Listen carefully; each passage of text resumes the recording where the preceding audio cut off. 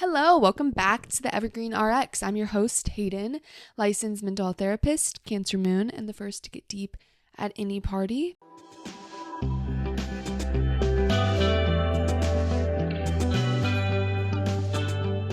So I hope you guys liked last episode. Chatty catch up, no question for last week. If you've missed it, please go listen to it because I think it's kind of actually relevant to the question of this week.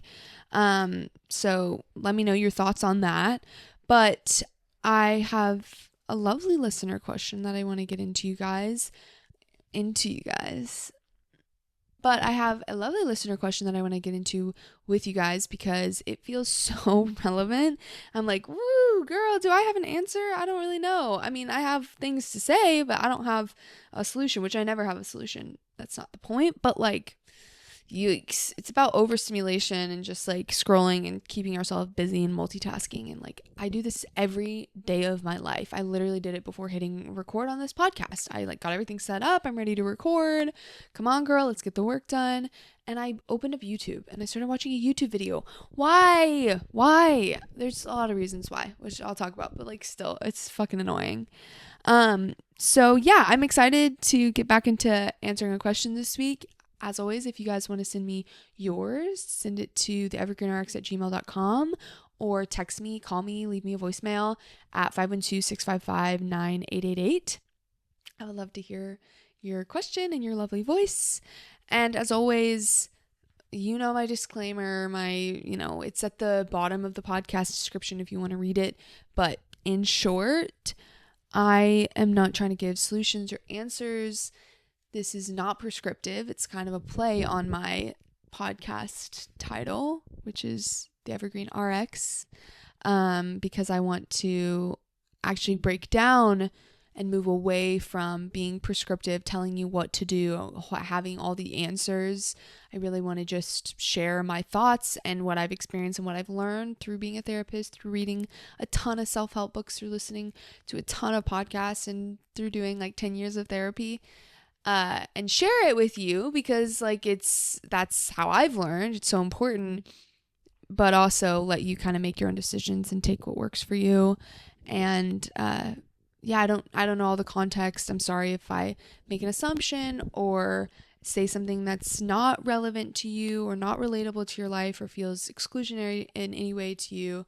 That's never my intention. I would love to be kindly corrected if I ever do that. I want this to feel like a really inclusive space for everybody. So yeah, without further ado, let's let the customer in. And here's the question. Okay, it says, Dear Evergreen, lately I feel like I'm constantly overstimulated. Even when I technically have downtime, I find myself filling it with distractions. Scrolling, organizing, listening to a podcast while trying to do 10 other things. Real. I keep telling myself I should slow down or rest, but when I actually try to, it feels really uncomfortable and I just try to reach for another distraction. Why is it so hard to sit in silence or go for a walk without music? Why do I feel uncomfy doing nothing? How can I get better at being in the quiet and being bored? Yeah, so this is what I mean by saying it's relatable, and I like really wish, this is one situation where I wish I had like a panacea, like a golden bullet that they could just be like, here's what you do, and now you won't be addicted to your phone anymore, and you will monotask everything. It's awesome. I do wish I had that, or I actually wish somebody had that for me, because I've been trying to figure this out, banging my head against the wall, obsessively Googling things, forever, trying to figure out how to stop being on my phone and doing multiple things at once by doing them at once to try to find a solution. It's crazy. But yeah, life is overstimulating these days, isn't it? Like, it's so easy to just be overwhelmed with everything we have going on. Like, even when you're just at the grocery store, which can be kind of overstimulating, and your phone is buzzing in your pocket. Like, oh my God, even if you don't look at it, if you have the impulse control, it's still buzzing in your pocket. And sometimes that's just the last straw you need to just send you over the edge. And so it is really overstimulating. And part of what I find, it's kind of paradoxical about feeling overstimulated all the time and then reaching for more overstimulating things, like going on TikTok or, multitasking like a chore while listening to a podcast or something. I find it really interesting that we make the problem worse by trying to make it better, which I mean, that's a tale as old as time. But you think that like a moment of silence or stillness or boredom would be like a godsend, a reprieve these days. But as this listener's questioning and noticing, it actually can feel really uncomfortable and strange, which seems so counterintuitive. And then we find ourselves reaching for these comforts that then ultimately leave us more stressed and more overwhelmed. And, a big thing for me that I've noticed recently is when I get home from a day at work, I've got like people's stuff that's kind of latched on to me. Like, maybe I've been dealing with a lot of heightened emotions or just absorbing a lot of energy all day. And so I want to get home and I want to relax naturally. But then I find myself scrolling on my phone, just like dropping my bags at the door and sitting down and scrolling on my phone. And I've mentioned this before. There was an episode I did on phone addiction or something. I'll have it linked below.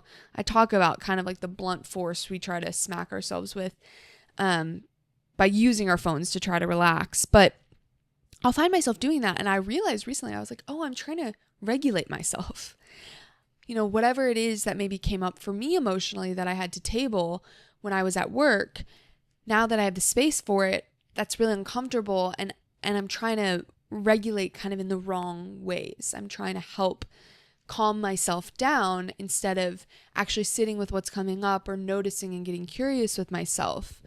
And, obviously it's not super effective either. I don't really feel relaxed. Sometimes I can get a little bit irritable even when I do that after a day of work. But it can be helpful to kind of understand why you might continue to reach for or do things that just like don't help you or are part of the problem to begin with. We can think about it. Oh, okay, I'm trying to regulate. I'm trying to calm my nervous system enough so I can actually feel relaxed in the silence or in the stillness. So I'm going to start like behavioral kind of, or more like top level stuff. And then I want to go deeper into more of like what's going on emotionally that's causing us these problems. But first I'll just say, habituation is a big thing. A lot of us have been multitasking since day one, basically. Technology became more part of the classroom when I was going to school, and probably a lot of you guys have that same experience. And so we kind of got into this space of multitasking, and it also took off in COVID when like everything was on the computer. So your hobbies, your relaxation, maybe some pleasurable things are on your computer. That sounds weird. Maybe like, your Netflix or whatever is on your computer, and also your work and your emails and your bills you got to pay. So it's all there. And then we're kind of switching between things at all times. So there is a lot of habituation to these things that we do. And it takes time to break that habit and to unload everything that's built up over time. And so that kind of gets into the emotional piece, what's built up. But, I have to just mention that through multitasking, we're seeking these dopamine hits. Oh, okay, I started this task. It got a little boring. Let me just now go over to this other task that maybe gives me a quick dopamine hit or a feeling of satisfaction. And so like, it's an addiction, babes. It's an addiction. Scrolling and listening to a podcast and doing all these things at once, we just are kind of addicted to it. And so we're going to get that dopamine hit from doing certain things, and we're going to seek it out more, especially when we start to feel a little bit uncomfortable.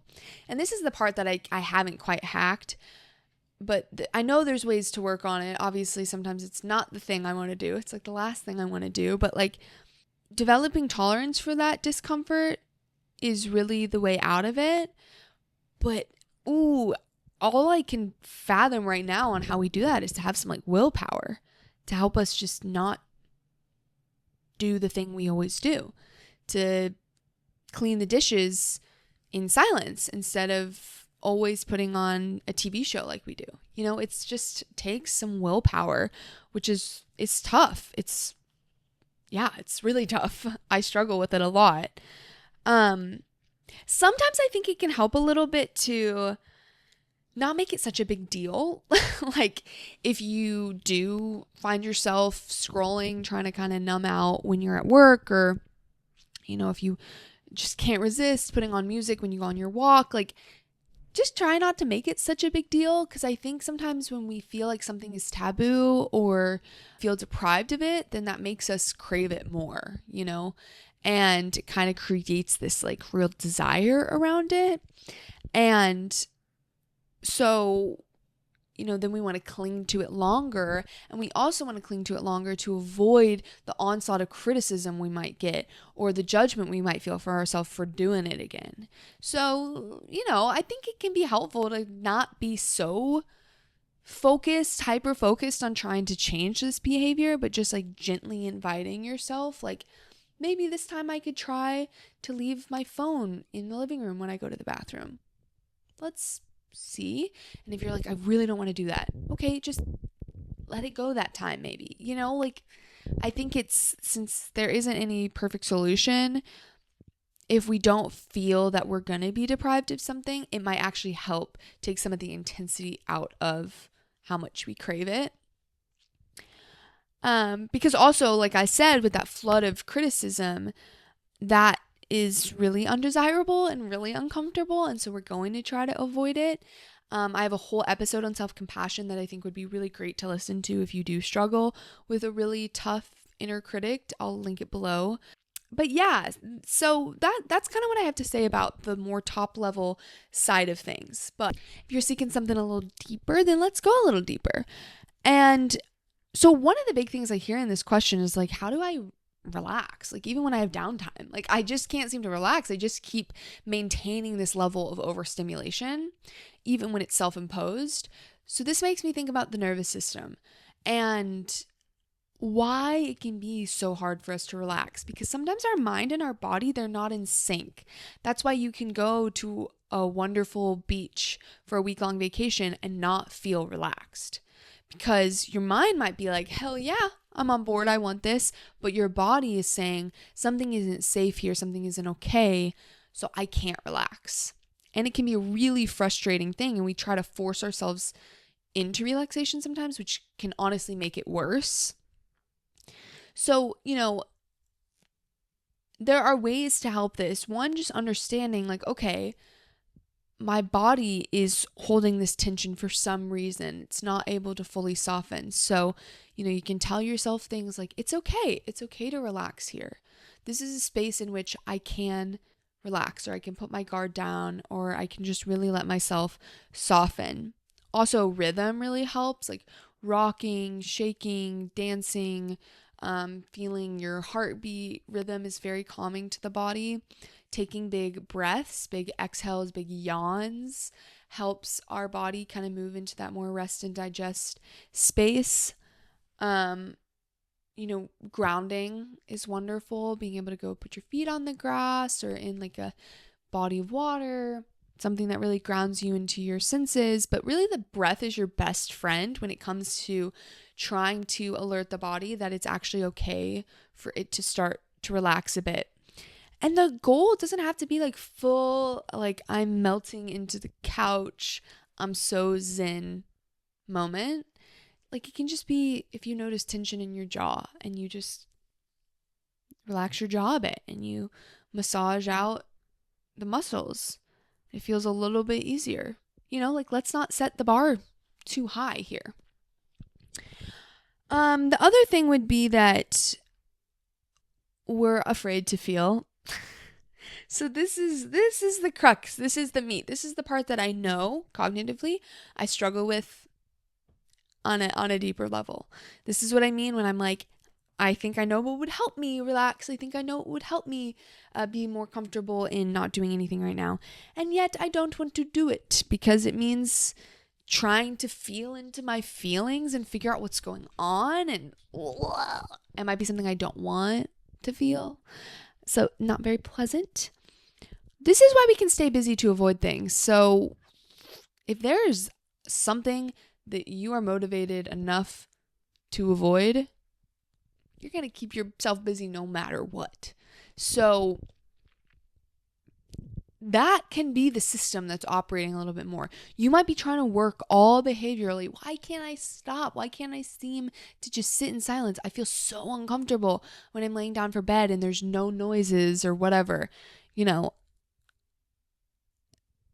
That might mean that there's something deeper that is needing your attention. And this is what I do all day, every day with my clients. This is how I work, creating that space for emotional processing.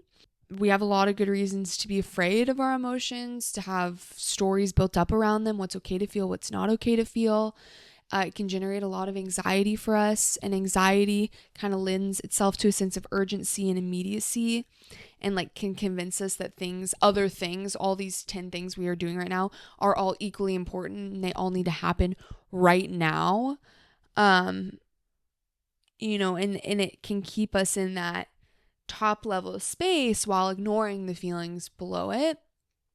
And so there's a really good book called Living Like You Mean It by Frederick that I'll link below, where he talks about this idea of feelings phobia. So if this is something you're really interested in and you want to learn more, go check that out and learn from him, because he has really great things to say about it. But there really is a process of becoming more mindfully attuned with ourselves. This is what a lot of people are seeking through coming to therapy. We know that we aren't super attuned, but we don't exactly know how to do it. But